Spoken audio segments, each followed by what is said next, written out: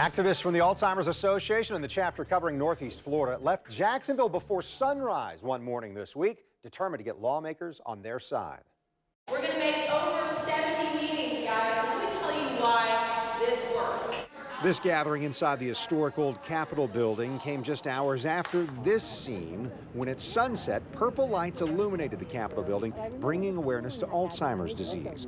Then more than 130 people organized, entered their state capitol, and started asking lawmakers to make their issue a statewide priority, and that includes this Jacksonville Beach father and daughter. I guess if anything, that Alzheimer's isn't a disease just for it doesn't just impact the old people, it impacts the younger generations as well. And I think that people usually stigmatize diseases like Alzheimer's and dementia as, just an old people's disease, and it's not. It hurts everybody. It's definitely impacted my daughter, I'm sure, more than I can imagine.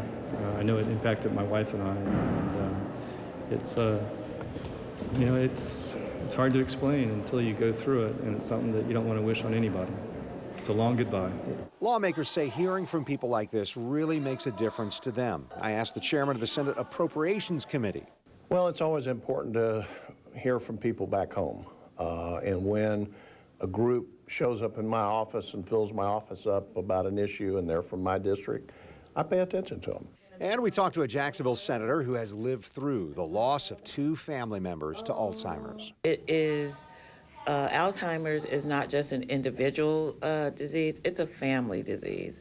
And hearing their concerns, I'm familiar, and actually it's a nationwide issue that I think we need to certainly be very cognizant of and understand that we need to certainly use more of our funding dollars towards that issue.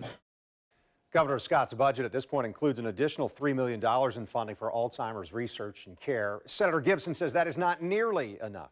The 60-day legislative session, which begins in March, decides on the final budget.